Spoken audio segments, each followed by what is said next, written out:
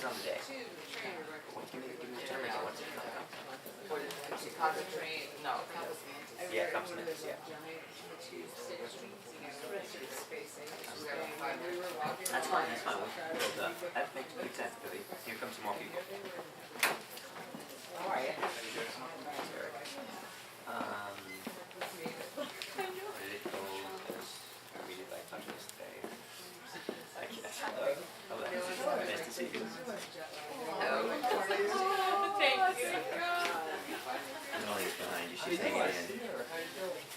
Okay, Gatorade and crackers. That's all you need, isn't it? She's so hard. Prospect of that restaurant. It's got her up and out there. Yeah, good, So thanks. bad. Rachel's gonna meet us later, or she? Yeah, she has to finish it. Okay, no problem. Right. No problem. Yeah, I mean, I Agreed to You're do. from Chris too? Is Chris also gonna meet us there, or is he gonna come? No, he's coming. He's out. Great. Sure. I was like the person who walked around like Phoenix. Oh my god. Just, with Bruno, like just standing there. She's there. You never know. Yeah. I'm not your friend now. Yeah, exactly. I don't know you. Just wonderful.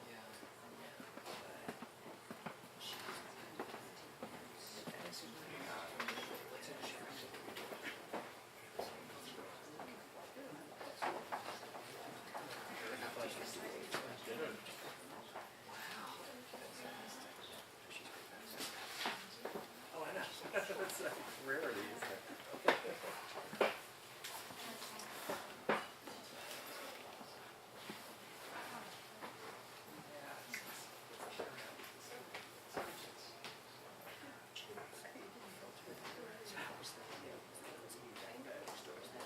Oh, that was great. Yeah, all my neighborhood. Yeah, that's always nice. Yeah, I think it went really well, but Yeah. again. Exactly. For good reason. Yeah.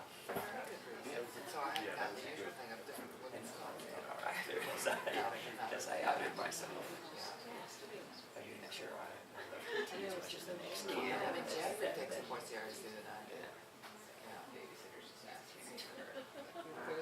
That's Just wanted to know where the sleeping bag was and that was where the yeah, she's so doing thing happening. And yes, I was thinking just in terms of how he takes any assignment. No, but he's written very positive about You prefer. higher on him than I am, I think, just in general. Yeah. Yeah. I may have been a bit more now, but I wrote recently. Irrational fun is early in the week in general, but his early road. Oh, I do. Yeah. Yeah, I do. Well, I think dual. Yeah. Dual master. Yeah, and I was grateful to you. You need to get that. Yeah, I don't think I've ever seen it, or if I had, I'd seen it as a young, Yeah. early teens maybe, or I was so spotty, show on television and maybe Yeah. a little bit of it, yeah. Yeah, and then they released it later. Yeah. You're right. Yeah. I went to some film festival. And then I was sort of looking again, and then I got home, I was like, Spielberg, right? I'm immersed in Casablanca at the moment.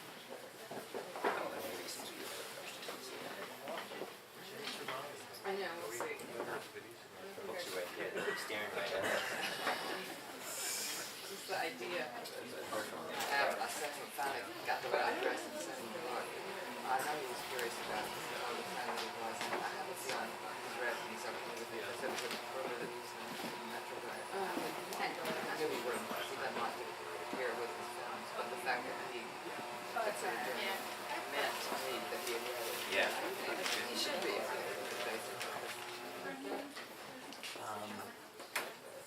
I would think so. Yeah, I think so, because I did take him seriously. So you are more than Yeah.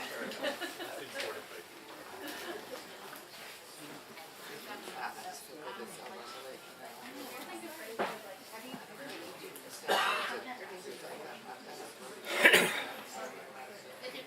Yeah. Just hit the song back and forth with like the breast getting felt kind of long as the hero for the. So what do you do It's gonna be for an honorary. yeah, I just I follow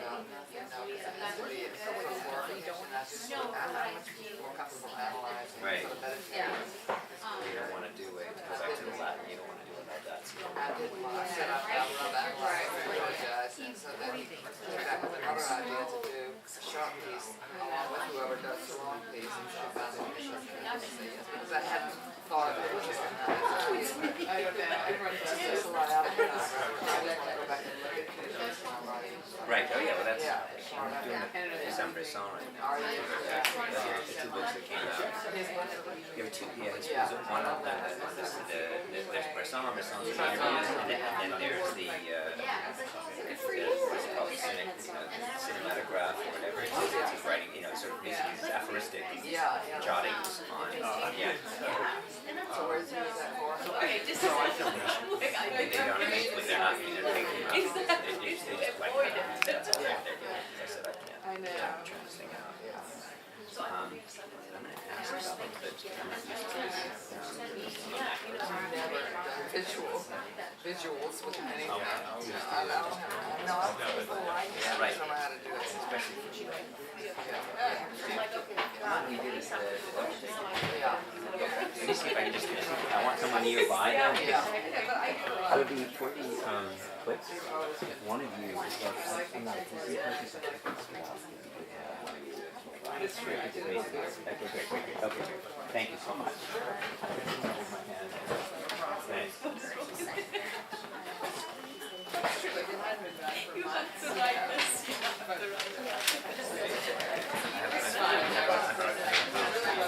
Yeah, it's just like somewhere getting like, oh. No one wants that. No. In fact, I think It's a we'll long see how she thing. feels. She may opt out. Yeah. That's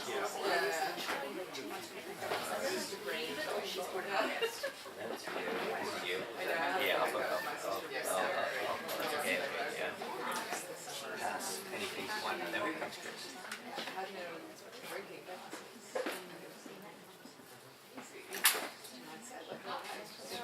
one of my things flopping.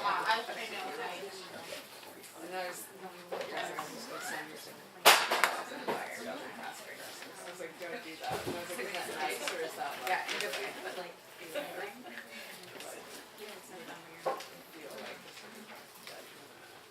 I didn't do it.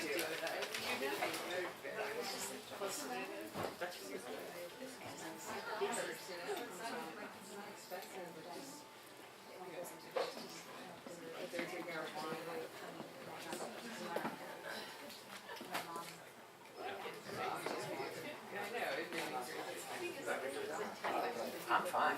It's up to you. Yeah, Yeah, they're on. We'll have people trickle in every. That's fine. I'm okay with that too. So good evening, everybody. Welcome to McNally Jackson. Happy Valentine's Day. We're so glad you could be here. We have a really special program tonight.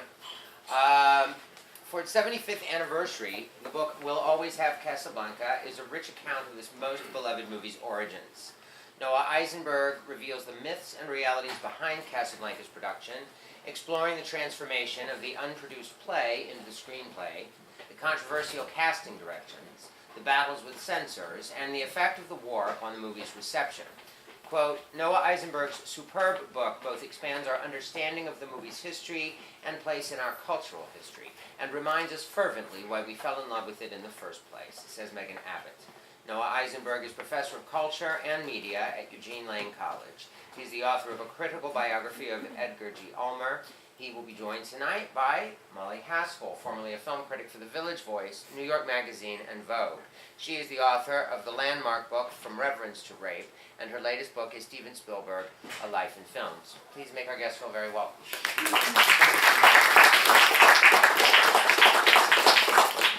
Thank you. I didn't like sitting this far away from Molly, so I'm going to stand here for the first part. And I may need to pull my chair over eventually to need a bit of comfort. I think I'll be okay. Can you all hear me okay? Yeah. I'm going to stand for this first segment. And what I'm going to do, Billy, thank you so much for that introduction. And he's given you a synopsis, and thanks to Megan for those very, very generous words. I'm going to talk with you a bit about the genesis of this book, what went into it, and then show you eventually a couple of short clips. The first of which is going to emphasize one of the core themes of the film and also the book, namely the refugee theme. In the unproduced stage play, Everybody Comes to Rick's, in what the screenwriters Julius and Philip Epstein together with Howard Koch, prepared, and a couple of other uncredited writers, prepared for the legendary film that debuted here in New York City on Thanksgiving Day, 1942. And then I'll talk with you also a little bit about the afterlife of the film. We will be in conversation, and the second clip is 3 minutes from the flashback scene. How many of you have never seen Casablanca? Is there any? Don't, it's okay. Okay, there's one. We're going to fix this, Remy. Don't you worry, we're going to fix it. I just don't want to spoil it for you. It's going to be tricky. Walk a fine line. Spoiler. Yeah, spoiler alert, spoiler alert.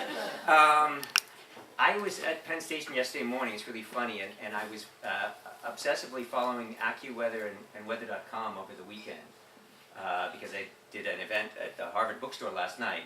And AccuWeather said there's going to be a foot of snow, and Weather.com said about 6 inches. So I kept going to Weather.com. I liked that better. Anyway, it all worked out. But I'm at Penn Station yesterday, and on the broadcast system, Muzak, As Time Goes By, was playing. And I realized then, I'm going to make it. I'm going to make it. So I'm still going with that I'm still feeling serenaded by As Time Goes By.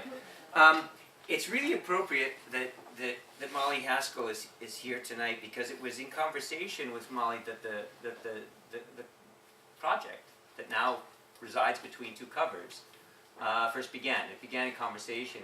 Molly had just completed her book on Gone with the Wind, Frankly My Dear, for Yale's American Icon series. And we met, I think it was for lunch or coffee, doesn't really matter for the story, but and in conversation, I was looking to, this was after the Ulmer biography, and I was looking to reach a wider audience. I said, you really should do a book on, this is why I'm going to tell the story at least, Molly. I'm not sure whether it matches your memory, but you really should do a book on Casablanca. Right? Isn't that what you said? Well, maybe I did. Yeah, I'll take credit. That was my wink, wink, nudge, nudge. I'm really glad you did. In any case, so it's appropriate that she's here tonight, and when we get to that second, so Remy, this is the spoiler though, but when we get that second clip, the 3 minutes of flashback, that's really going to be our focus then on the bittersweet romance of this film, and it is Valentine's Day after all, one of the most bittersweet days of the year, and so we will eventually get there too. The story of Casablanca, as many people forget, began not in the hands of Warner Brothers, but rather in the hands of a New York City-based high school teacher named Murray Burnett. He was raised here in New York, and shortly after graduating from Cornell University up in Ithaca, where he listened to Rudy Vallée's As Time Goes By over and over and over again, driving his roommates utterly nuts. At least it wasn't the Muzak version. But in any case, he, in the summer of 1938, received a bit of money from his uncle and was able to fulfill a long dream of his, which is to travel to Europe with his wife, Frances. Frances had family in Antwerp, Belgium, and when they got to Antwerp, after making the transatlantic passage, they learned that Frances also had family members in Vienna. This was after the annexation, the Nazi annexation of Vienna, after the Anschluss, in the summer of '38. And she learned that the Jews at that time, she herself was Jewish, could not take precious possessions with them when they left Austria. This was something that Adolf Eichmann, of all people, had set up in Austria at that time. And so Murray and his wife Frances traveled to Vienna, and they managed, miraculously enough, to smuggle out, it was the summertime, Murray Burnett tells a story, his wife's wearing a fur, he's got diamonds on each ring. At any rate, they managed to board a train and make their way beyond the demarcation lines into what was then still free France, and ultimately to the south of France. The bluffs just above Nice, on the road that leads to Monte Carlo, they found themselves in a cafe with an African-American crooner from Chicago who was playing a medley of jazz standards. Murray Burnett on the spot apparently turned to his wife and said, "This would make a great setting for a play." 2 summers later, this is what became Everybody Comes to Rick's. And together with Joan Allison, a woman who was a good decade Murray Burnett Sr., a divorcee with a few kids, they would meet after school. He was still teaching English. He didn't give up his day job. He was still teaching at a Midtown High School here in Manhattan. And they wrote furiously over the summer of 1940 and managed to produce this 3-act play, Everybody Comes to Rick's. That really provided the guts, if you like, or the bones, if you prefer, for Casablanca. Murray Burnett had witnessed while in Vienna this what came to be known as the refugee trail. He'd seen these people who were stranded in Vienna, and the lucky ones who were able to secure tickets, as he and his wife did, into free France, ultimately to Marseille, from Marseille across to North Africa, and then those who were fortunate enough from North Africa, from Casablanca and other such North African outposts, could make their way to Lisbon and on to the Americas. And so they crafted this 3-act play that finally found its way to Burbank, California, arrived a day after the bombing of Pearl Harbor, and it was snapped up by Warner Brothers. It had made the rounds. It was at Paramount. It had been at MGM as well. And it received the highest amount at that point in time paid for an unproduced stage play. They paid $20,000 for Everybody Comes to Rick's. Irene Lee, who was the head of the story department at Warner, she knew that this was something that they should get their hands on. And Hal B. Wallace, who was at that point already doing a series of signature productions for the studio, starting with Now Voyager just the year before, with Paul Henreid and Betty Davis.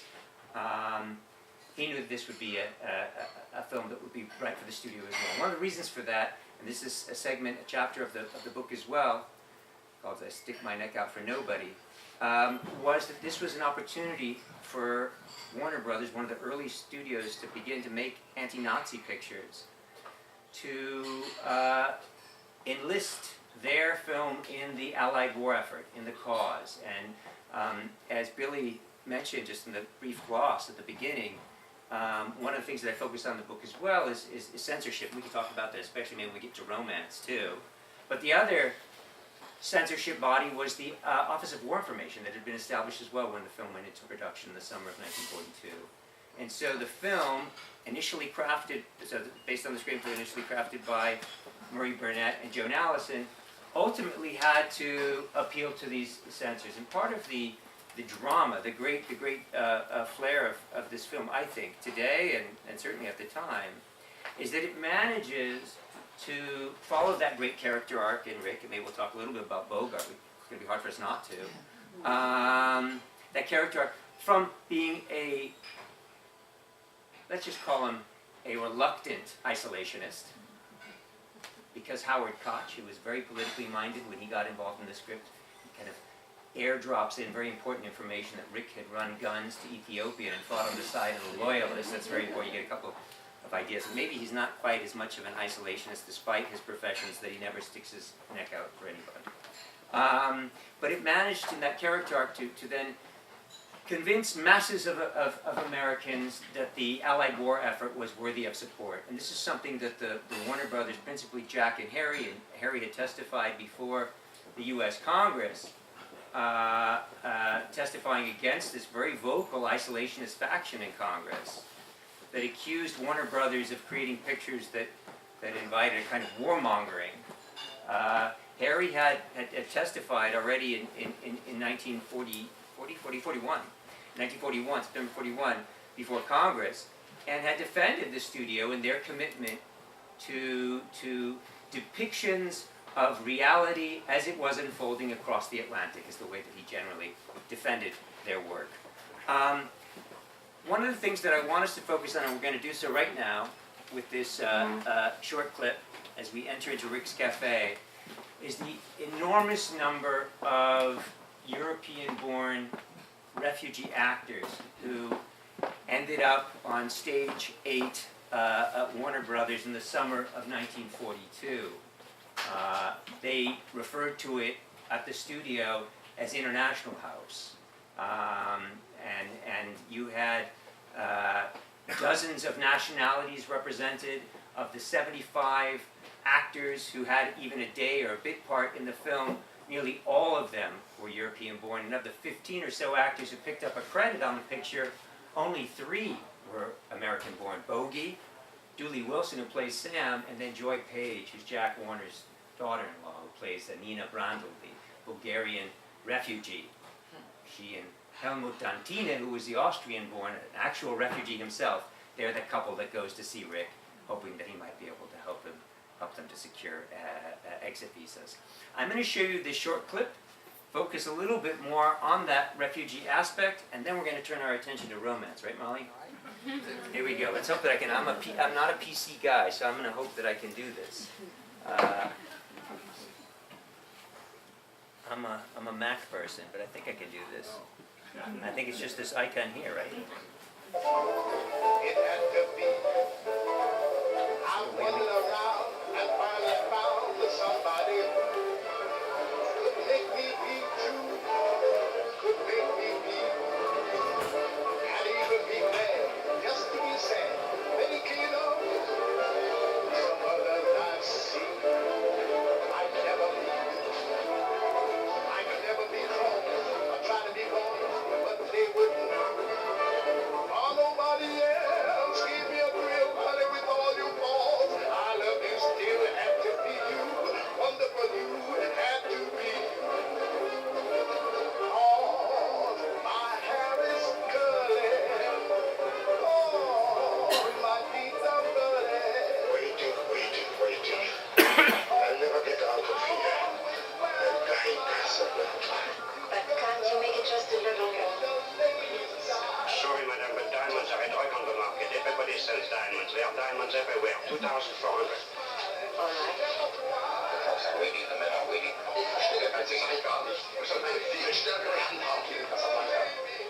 Mr. Fishing Snack Santiago. He leaves en route tomorrow night. Here from the end of La Medina. 3rd boat. Thank you. And bring 15,000 francs in cash. Remember, in cash.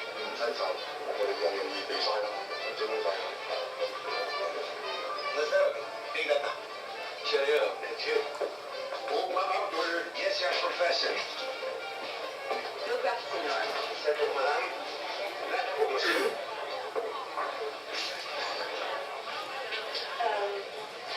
Waiter, Yes, madame. will you ask Rick if he had a drink with us? Madame, he never drinks with customers. Never. I have never seen it. What makes the keeper so snobbish? Perhaps if you told him I ran the second largest banking house in Amsterdam. Second largest? That wouldn't impress Rick. The leading bank in Amsterdam is now the best chef in our kitchen. We have something to look forward to. And his father is the bellboy.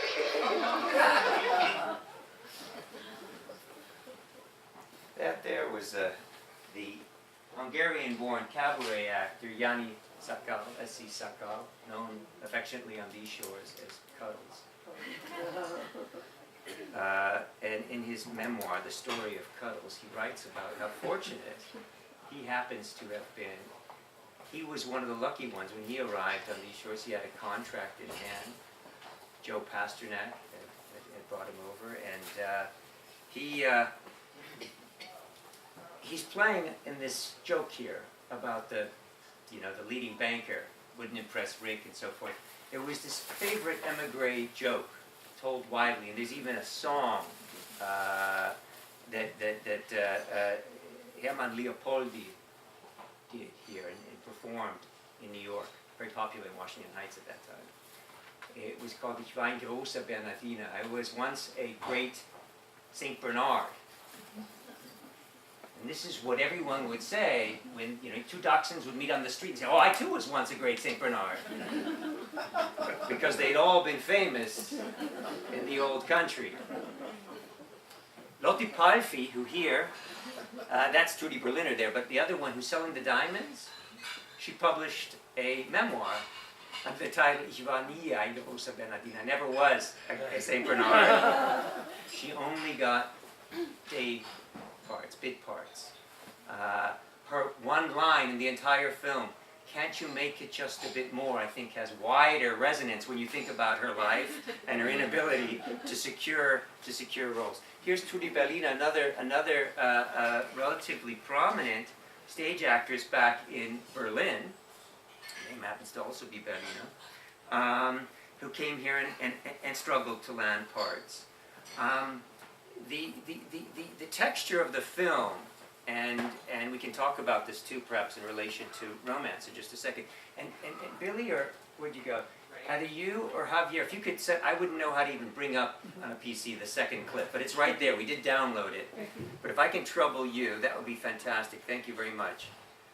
It's not my computer, sorry. Mine didn't work. Didn't like the Mac. Are we doing the romantic Paris? Yeah, we're gonna do that. We're gonna do that. We're gonna do that in just a second. Yeah, why? I just wanted to say one of the great things about the book is the way you give all of these refugee actors. Some went on to, as you say, to become dachshunds or non-entities, and others went on to have careers. But you sort of give each of them their moment in the spotlight in the book by giving a little biographical summary of each one, which is fascinating. Thank you. Kurt Bois. We rehearsed that before. That was a line cheese to compliment. So thank you very much for doing that. You hit your mark, actually. I put it down there. Kurt Bois, who's the pickpocket, he's on the script. He's known as the Dark European. He had been a child. If you pause and we can then just maybe drag it to the left and we can start the beginning, that'd be great. Thank you very much. I really appreciate it. There's no way I could have done that. Thanks, Billy. Kurt Bois had been a very famous child theater actor, and in this again, in terms of the wider implications, the deeper resonance of some of the lines, can't you make it just a bit more in the case of Lotte Palfi, and vultures everywhere. This is Kurt Bois trying to sort of ace his way into pictures, or at least to perform on stage, getting nothing, and this idea of vultures in Hollywood, and we know how Brecht wrote about Hollywood in his series of poems that he composed while living just blocks from where I spent my childhood in Santa Monica. I learned this much later. But in any case, Kurt Bois, he was among the various people who had these smaller roles. He was among the many who immediately, when they got their chance, returned to Europe after the war. He just couldn't find couldn't become a Saint Bernard. Yeah. In the case of Kurt Bois, he returned to the GDR, to the so East Germany, and joined Brecht and others, and became really, again, once a celebrated stage actor.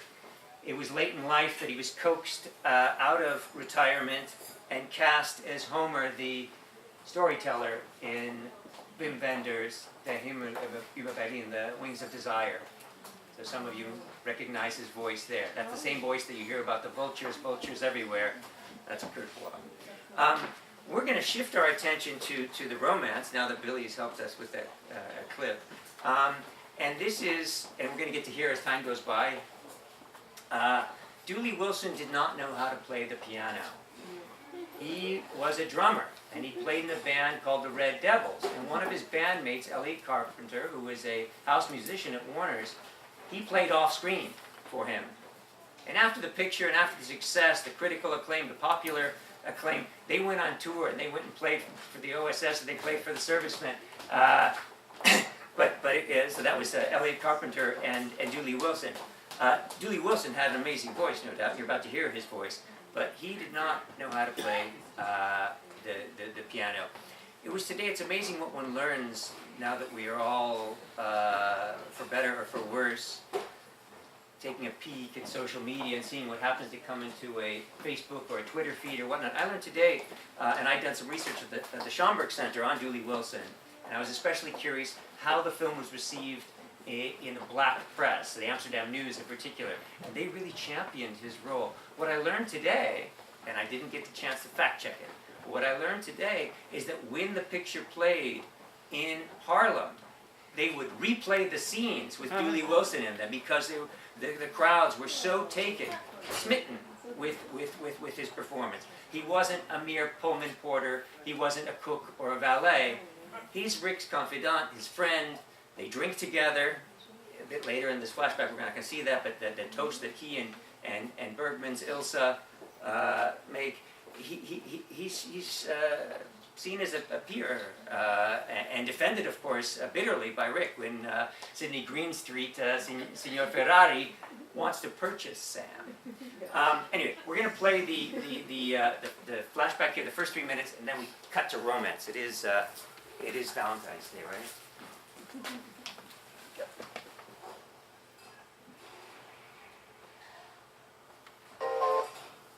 Try that again. Too fast. So not only not a PC person, I'm also not a left-hander. So that's doesn't like me. It did. Billy, where'd you go? Or Javier? Yeah, it doesn't want to play. It Doesn't started. listen to me. It doesn't like me. No, you did it right, it looked like to me. Let me try with my right hand.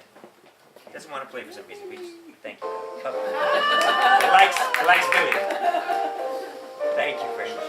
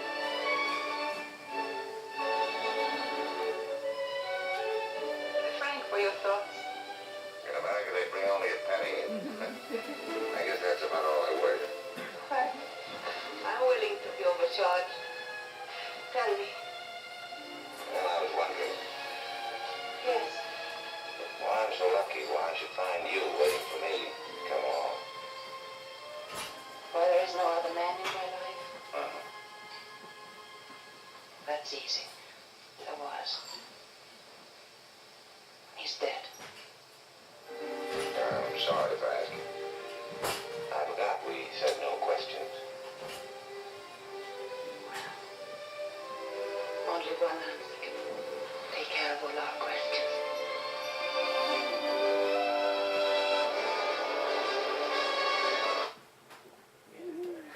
I figured that was a dramatic place to stop. I'm going to grab a hold of my water, but I think this is, Molly, this is when we, this is you, right?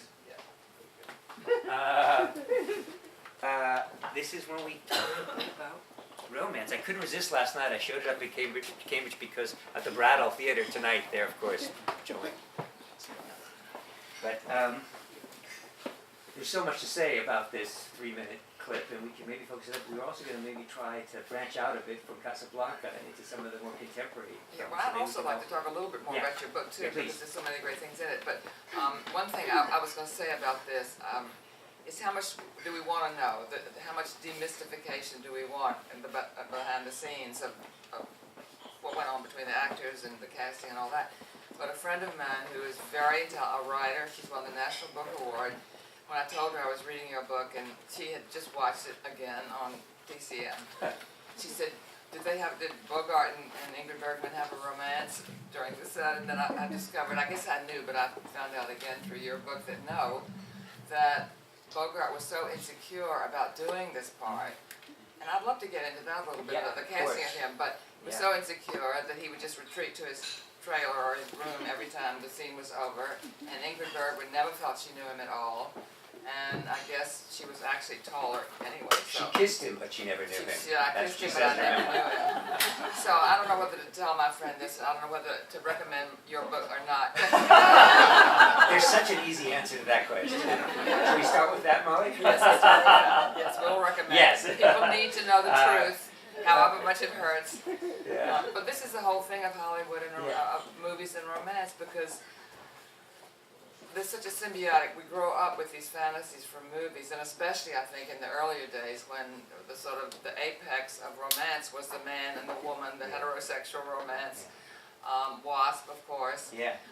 and this was the ideal, and we all bought into it. It was a kind of, it stood for everybody. Yeah.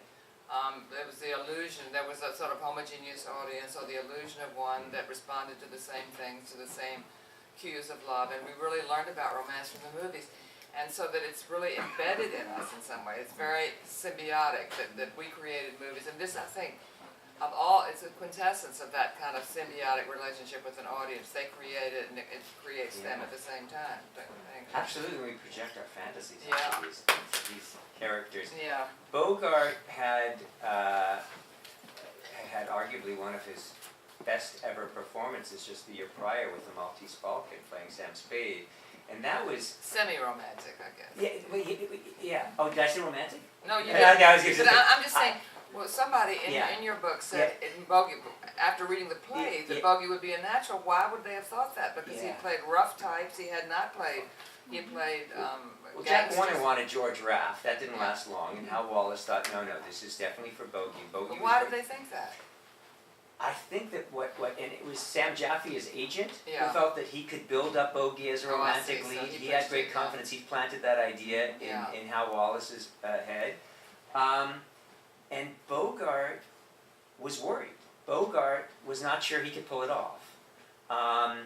He wasn't much of a dancer, and that scene when they're dancing to Perfidia, he was extremely nervous about the height differential and about his poor dancing skills. And that he wasn't good looking. And that too. And he says the great line of, so for her great line is, I kissed him, but I never knew him. His great line is, all I had to do is have Ingrid Bergman look at me on screen, look at me amorously, and suddenly I was a romantic lead. Yes, he's reflected in So- her eyes. I so- mean, he's so- and- magnified by her And so the great, adoration. so as we puncture the illusion though, the great irony is that off screen, there was no chemistry whatsoever. As is so often the case yeah. in the great romances, and when there is, I mean, a lot of times I don't think Warren Beatty and Annette Bening had much chemistry on screen, and they had it off, so it really, it doesn't necessarily transfer Rarely, I think. rarely. Maybe with Bogart with Bacall then. Yeah, that's one that did, yeah. Takes Bacall. And at this Yeah. point, she was not in the picture, so to speak. And instead, Mayo Metho was, and they were what were they? I want to almost say the Barking Bogarts, or what were Battling they? Bogarts. Battling, there we go. I was like, Barking wasn't quite Yeah, but they probably quite was, enough, but- but the Battling Bogarts, they were known to hurl various objects at one another. Yeah. Gin-fueled evenings, I think, of hurling objects at one another. Anyway, so he was dealing with that off screen, and he also was just he liked to keep to himself. There are in the book you'll find a production photo of Bogey and Paul Henry, and they were not really chummy. No.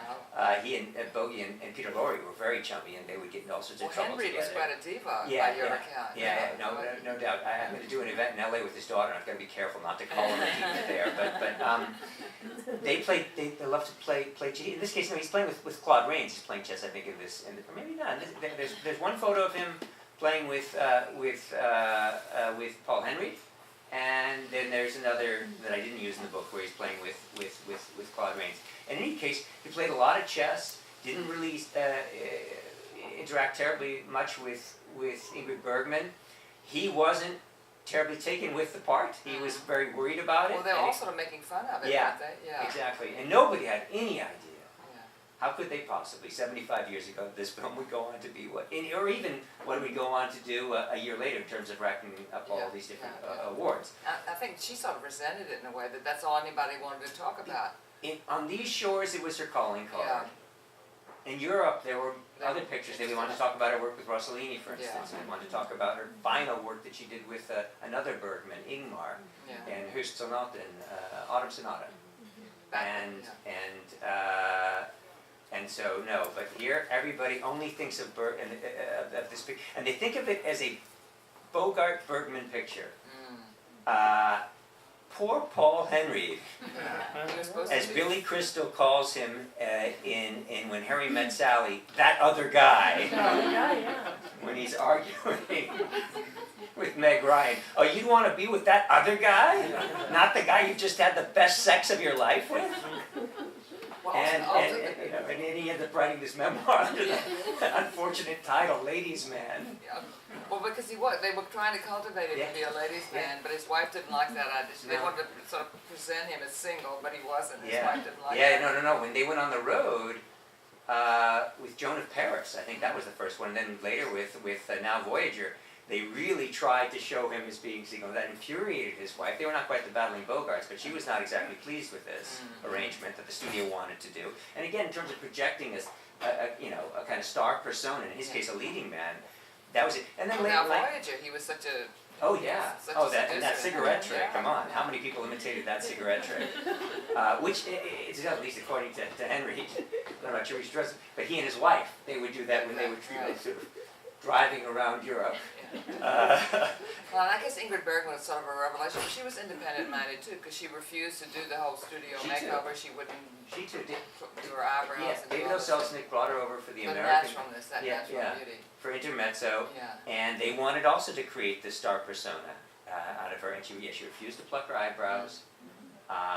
She didn't want to change her She name. changed her name. She kept her name. These were bold moves. I mean, today we may think of it, oh, okay, yeah. Yeah. No, but you didn't do that. Yes. Studio signed you on. They owned you. Yeah. And she, But you talk know, about- there were a number of other casting decisions that went into this because Hedy Lamarr was considered. Yeah. Hal Wallace was very, very taken with her performance in Algiers, and Algiers is a real sort of forerunner to Casablanca, just in terms of that setting, the North African setting. That's it's the a- one interesting what if, and, as Yeah. opposed to Ronald Reagan Yeah, oh, and yeah. Sheridan. Yeah. That was a planted publicity piece, the Ronald Reagan so and you Sheridan. I love the fact that you've managed to untangle so much of the lore that surrounds it and who did what, and that the screenplay is just so the number of people that worked Yeah. on it and how it worked. To Well- the advantage of the one person did comedy, one person did the romance, Yeah. one person did the war. You know? Well, and uncredited in terms of romance. I mean, the Epstein twins, who were known for their wisecracking wit, they claimed, and it was Julius in this case, Philip unfortunately passed away young. Julius used to claim that the one line that Casey Robinson, who was brought in to prop up the sagging romance, the one line that he contributed was "Frank for your thoughts," which they thought was absolutely terrible. They were just mortified. I mean, So they did think all of the all lines. their really hilarious lines that we quote forever, and still Yeah. today in 2017. And Casey Robinson gives a "Frank for your thoughts." But Casey Robinson was brought in because he had written the screenplay just the previous year for Now Voyager. And that very blustery romance, they wanted more of that. And that's what you get in the 9 minutes. It's nowhere to be found in the unproduced stage play, Everybody Yeah. Comes to Riggs. This was something that was And it's absolutely surgically essential. inserted. It's Oh, essential. of course. It's a balancing act Yeah. that somehow miraculously worked. Yeah.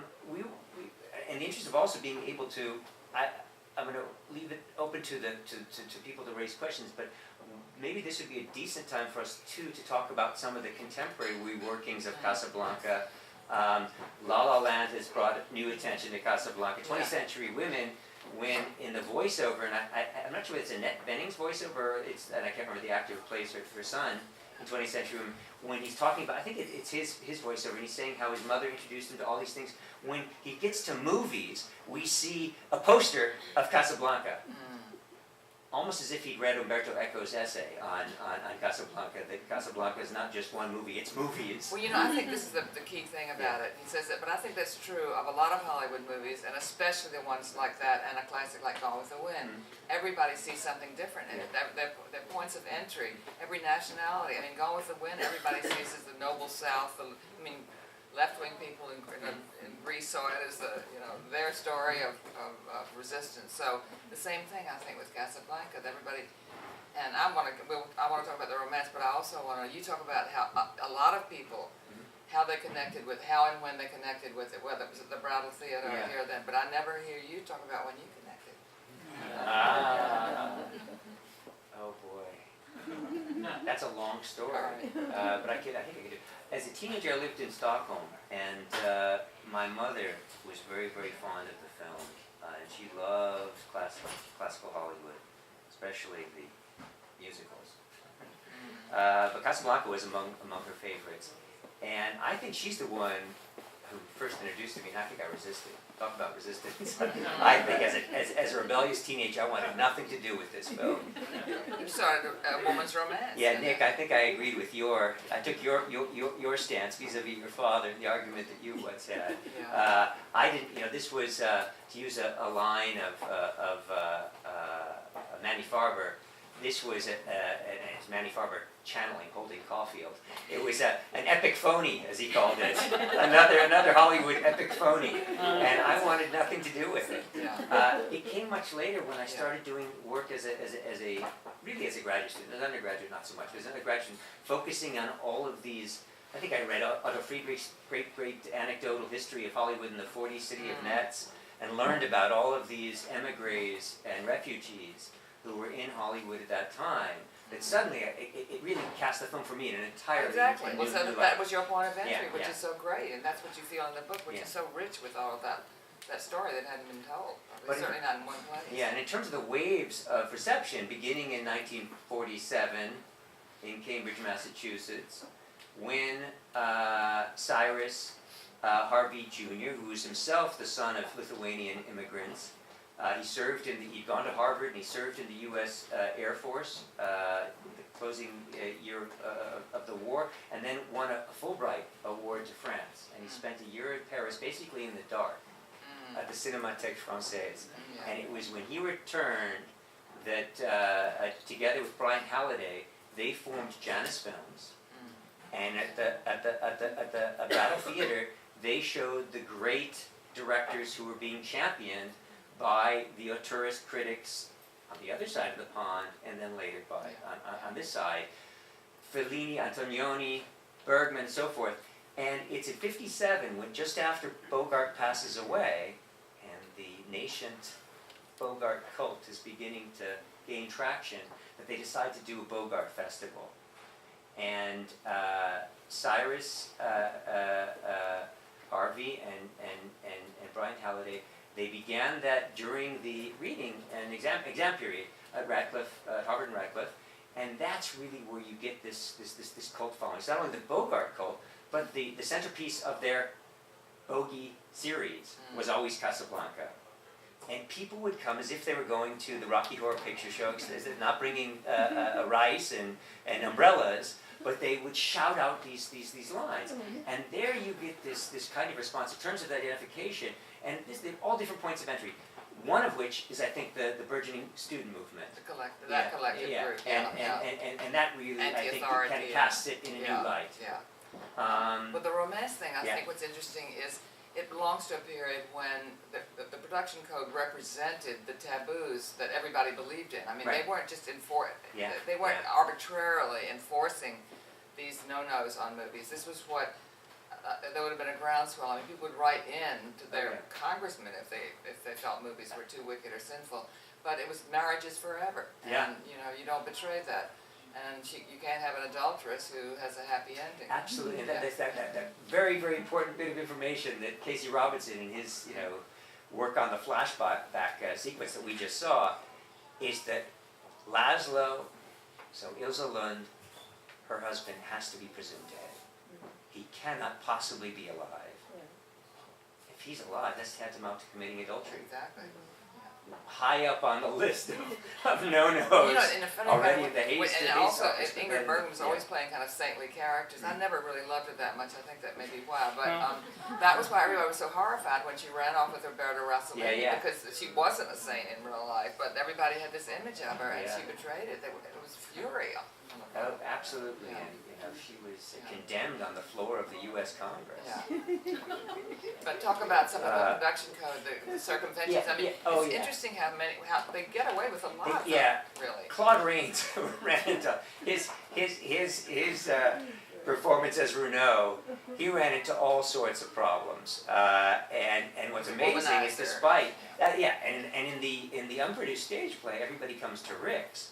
Not only is he a womanizer, he has a real penchant for underage girls. You know, send me another, a blonde brunette. Send him to me.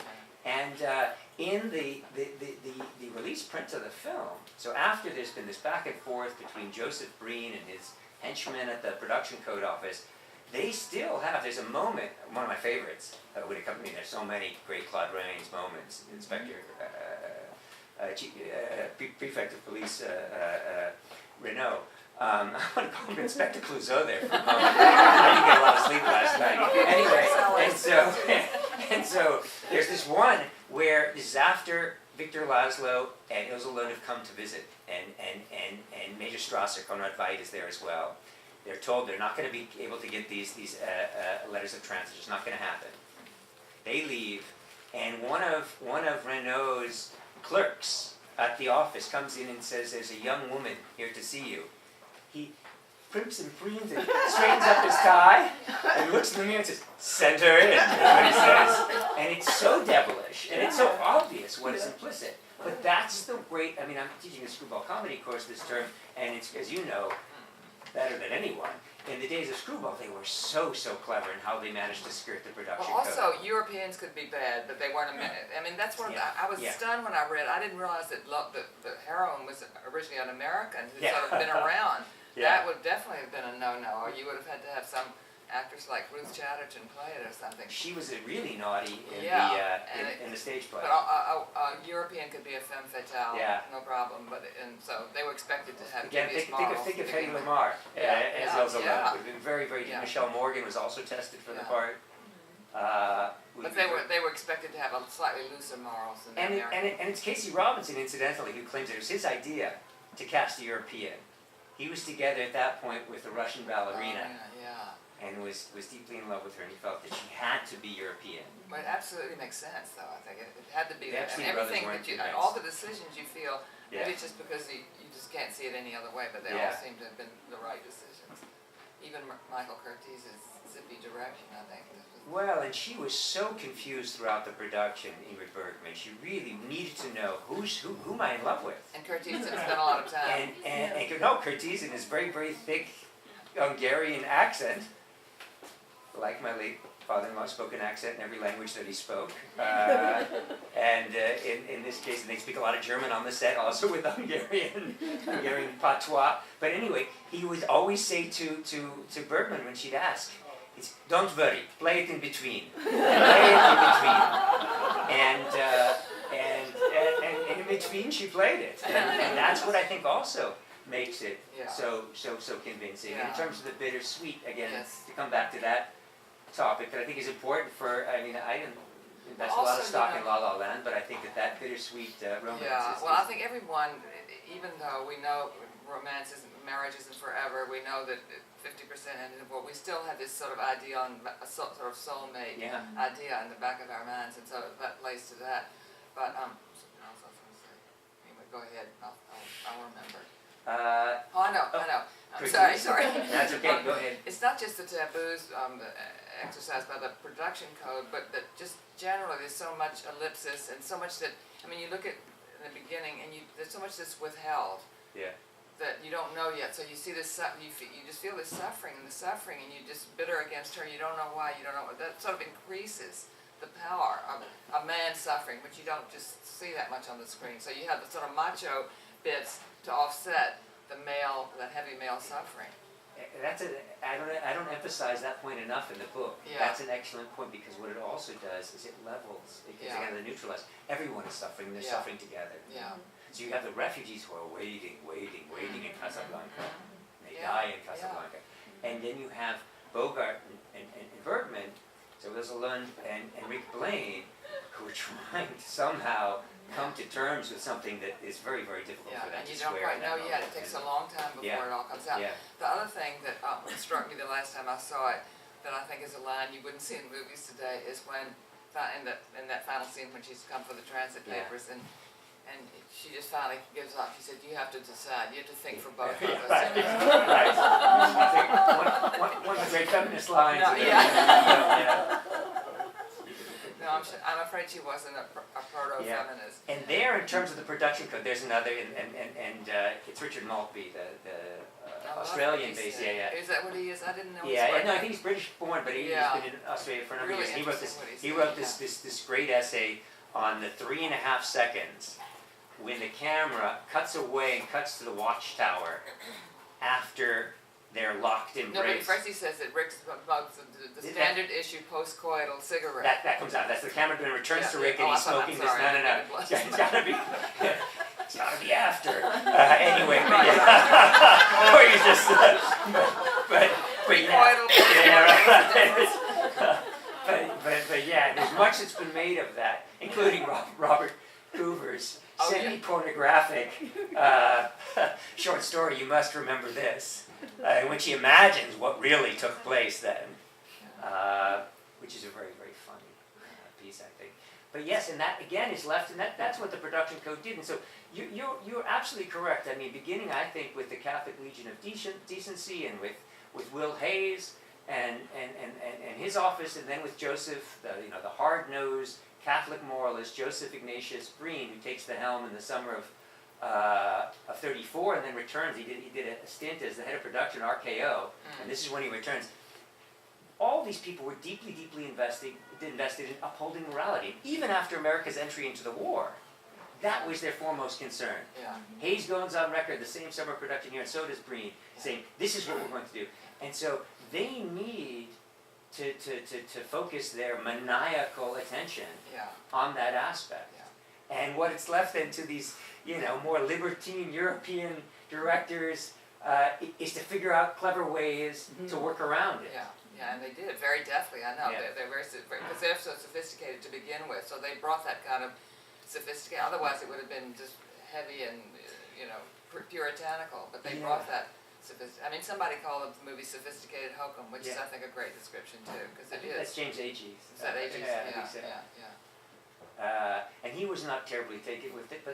but he had to admit They- in his roundup in 1943 that people are still talking about Yeah, it. yeah. It is one, as you say, that audiences made, not critics. Yes. The two critical great films, as somebody said, Vertigo and The Searchers, critics made those Yeah. canonical, but there was audiences that And made Citizen Kane as well. I mean, I think it's critics. I Yeah, think. yeah, exactly, yeah, exactly. Yeah. That's why it's fun to focus on Orson Welles' belated appreciation of the film. Did he? Yeah. I didn't No, it's not in the book. Oh, It's in these, and we don't know whether these conversations were apocryphal or real, Yeah. but this is what was transcribed from the lunchtime clutch between directors Henry Jaglom and Orson Welles. Oh, right.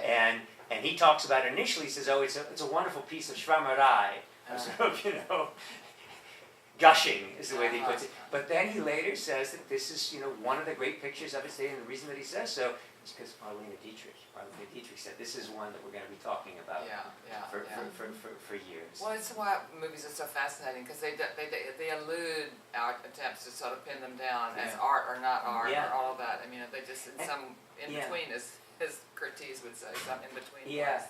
Yeah. And that's, it's taken a while, because as you know, the tourist critics were not really, Curtiz was But not I think people really appreciate the pantheon. craftsmanship Yeah. now, and what he does with these And the pulpy cinematographer, sticks. Arthur Edison, he died, it turns out, on this day in 1970. Oh, really? So today's the anniversary of his passing, and he does amazing work in terms of the chiaroscuro lighting, the shadow play in general, some nice deep focus. I mean, it's really, it's not Citizen Kane, but there's some really and it has a amazing, European amazing. fatalistic yeah, quality. yeah, It does. yeah. I mean, the ending is. Yeah. And also, one other thing, and I think we should throw it open Yeah. is, I think another reason that both that and Gone with the Wind endure is because they don't have happy endings. I mean, Yeah. they have That's noble happy. I mean, because you're Yeah. still yearning. You're left yearning and Absolutely. unsatisfied, and I think that is a great plus. It was in one of the interviews, I think it was with Gene Strauss, who directs the Coleman Center at the New York Public Library. She said about the ending, she said, the fact that Bergman gets on the plane with Laszlo is so important because it's much more accurately reflects romance than does this sort of, sugary embrace and the final kiss. And I think, again, if we get into some of the contemporary films, that's why, I mean, among others, I keep coming back for some reason to La La Land, but I think that's one of the Well, in reasons. 20th Century Woman, Yeah. that's her. Yeah. She was born in 1929. She wanted to be a pilot, but Yeah. she never did. And in the end, there's a coda where we see her. Yeah. She does, but this is about this sort of commune-like family, and she's bringing up her son as a single mother, and she still looks to, as my mother did, Yeah. and your mother did, Yeah, yeah. to this movie as Yeah. the sort of epitome of romantic fantasy. Absolutely. Yeah, and yet. The film takes place in 1979 when everything is being redefined, and she wants to bring her son up to be a man. But what is a man now? Yeah. You know, gender is Yeah. is sort of up for grabs a little bit. Yeah. Feminism is And Tony Erdmann has another great twist on that as well. I well, think. yeah, and I the did father-daughter. on Twitter. I said the two Yeah. great love stories Yeah. this year were a father-daughter in Tony Erdmann and a mother-son Yeah. in 20th Century Women, and also the 20th Century Women also shows how really you need. I mean, it's anti-nuclear family, so I think the nuclear family can't quite do it because it doesn't really exist anymore. So you really need the sort of surrogate Yeah. family. It's a communal project, so Yeah. bringing up the child in some way. Anyway, so maybe we. I think in fact people may have comments on those, but let's open up the floor for some questions. I think we have some time. Billy, do you have time for a few questions? Great, yeah. You've been waiting in the front. Go ahead, and then we'll go back. Yes, you're first. Oh, yeah. Are you familiar with Hurricane, San Francisco? Yeah, sure, of course. Journalist? Yeah. Well, you remember the column, or you ever read the column that he wrote about Casablanca? One of Did he his call it as favorite- time goes by? No, he just loved the movie, Uh-huh. but then he's talking about Victor Laszlo. He said, Yeah. so uninspiring as a revolutionary leader that you want to root for the opposition. You know, he totally No, I- hated him. I remember Yeah. reading his. I went to Berkeley in the early '90s, and I Yeah, remember reading it's- his column then, but I haven't paid attention. Yeah, at the time there was no video. Yeah, right. You had to Yeah. watch it on television. Yeah. I think it's come like 40 times. I watched it like 39 because Yeah. I just loved it so much. Yeah. But that was his comment, so that was, it's a great movie. Just fantastic. Thank you. Yeah, of course. Thank you for Yeah, a couple of interesting sidelight issues you mentioned. Impressions of Guys, played again, Sam, it comes from that film. Peter Lorre, Rick, you got to help me, Rick. Right. And of course, our friend Claude Rains. But getting back to Paul Henry, Yeah. he's singing the Marseillaise. Right. Oh, That's it. As Yeah. far as winning the battle, Yeah. that moment in the film, it's That's all a great over. moment. Yeah. That's a It's great Yeah. spectacular. And here's a question I got for you. You know, when Gary Cooper did the Lou Gehrig thing and he visited army bases, they said, give us the speech. Mhm. Give us the speech. I wonder when Paul Henry went around, if they said, give us the Marseillaise, give us the Marseillaise. And one No, last it was point, Bogey who went on tour, and they Really? asked him to recite his lines, not Paul Henry. But, and the song, Yeah. the famous yeah. song, And, yeah. has a prologue. It's 5 minutes long. Yeah. In which it mentions Einstein, Lindbergh. Yeah. I wrote a book on Yeah, Einstein, yeah. Lindbergh. It's the only Yeah. text Yeah. on earth that combines the two. Yeah. But that's cut. What's there's no way they could have fit it all in. And in fact, the Viennese-born composer Max Steiner, who was totally resistant to using "As Time Goes By," by the way, he thought that I want to write my own theme. Little did he know. But he works in strains of the Marseillaise throughout, from the opening to various critical places, and then as for the scene, I played it last night. We're not going to watch it tonight. But what's important, you're absolutely right. He is the great leader of this underground movement, and he does conduct the Marseillaise. But he doesn't conduct it until the trumpeter gets the okay from Rick. That's right. That's There's a right. very important glance, That's right. and you know the trumpeter's face. He looks up at Rick, He looks at and Rick. Rick does this. That's right. Yeah. And he does that in retakes. Humphrey Bogart's bought in to do retakes, and Michael Curtiz gets his question of who the hell he's looking at. What's that mean? Like, don't worry, I make it so fast nobody will notice. And you know, Rick thinks he's looking at a dog or something across. He makes and poor Paul Henry again, that poor other guy. He wants to know why the hell Rick is making that. He says, "I'm the great leader of the underground movement. Why are they looking at Rick?" And so he claimed late in life too that he had it written into his contract that he would get the girl because a leading man, of course, would get the girl, but it's nowhere. So technically he got her, but that's the Yeah, right, exactly. But it certainly wasn't written into the contract. Exactly. But we all, you ask anyone, that was in one of the interviews recently that I did, I said, so Team Laszlo or Team Rick? Yeah, right, exactly. Yeah, please. Can you discuss the law there? Who ran the place, the French or the Germans? And why didn't they just arrest Victor Laszlo when he showed up? Okay. So, it was still so it was under the jurisdiction of Vichy, and Renault, as we know, is his political convictions blow in the wind, and at that moment they happen to be blowing toward Vichy. He will tolerate it, and we know the only person who has fewer scruples than Renault is Rick. But so you have it under Vichy rule. I think it was not possible yet to defer entirely to the Nazi regime. And so when Major Strasser arrives with his entourage of Nazi officers, they are getting a tour of this North African outpost under Vichy law. And that's why it's funny. It's you mentioned moments ago, Rick, help me, Rick. The great one of Peter Lorre's other. I like it. It's only because you despise me, Rick, that I know you can trust that I can trust you. But it's the thing is that people, because of that accent, they could not understand that the letters are signed by General Marshal Vagon. Vagon, he's saying. And everybody thought he's saying de Gaulle. So for years, so why is it the leader of the Free French is signing these exit? He says, confused film historians forever. But it's just Peter Lorre's accent. He's saying Marshal Vagon. And anyway, that accent was still intact from Joel Cairo and the Maltese Falcon and his multiple passports and his dubious, nationality. But that's why I think the North Africa was still part of Vichy. And their assertions in the film where they say we're still in Free France. I don't think that. Free France, well, as free as France was at that point, with Pétain at the helm. So one of the things you say that they couldn't use the word Nazi in movies. Well, it was Confession of a Nazi Spy in 1939. This was one of the things that really demonstrated, as Groucho Marx claimed, that Warner Brothers was the only studio in town with any guts, as Groucho put it, is because they, in 39, were the first to use Nazi in the actual title, and they took heat over that. And in this film, I wasn't sure what you were referring to initially when you mentioned that the Nazis had to be excised or not mentioned, because when the film after the war played in Germany, they locked off 24 minutes of it because they couldn't. This is Adenauer, West Germany, I should say. Right. So in the Federal Republic, during the Adenauer period, where they're trying to build up this bulwark against the Soviet, Eastern Bloc, no mention whatsoever of Nazis. And Laszlo is not a Czech-born resistance fighter, but a Norwegian engineer, Norwegian scientist.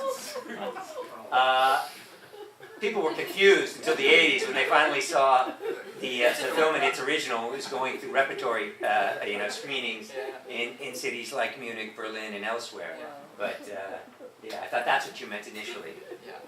Other questions, and Molly just wrote an absolutely terrific biography of Steven Spielberg, and there's going to be an opportunity when we sign books for you to talk about that. But maybe you have a question for Molly.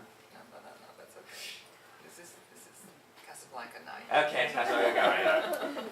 Spielberg and Valentine's Day, not so much. Well, Spielberg, you said that Spielberg, it was one of his favorite movies. Yes, absolutely, yes. In fact, there was a short featurette made for the 1992 DVD, 2002 DVD, pardon me. It's always on these anniversaries. they do. This Warner Brothers is very clever. That he's one of many people quoted on the film, interviewed, and he expresses his complete love for it. So I guess we can give Spielberg the last word. That's fitting. Thank you so much for coming out tonight.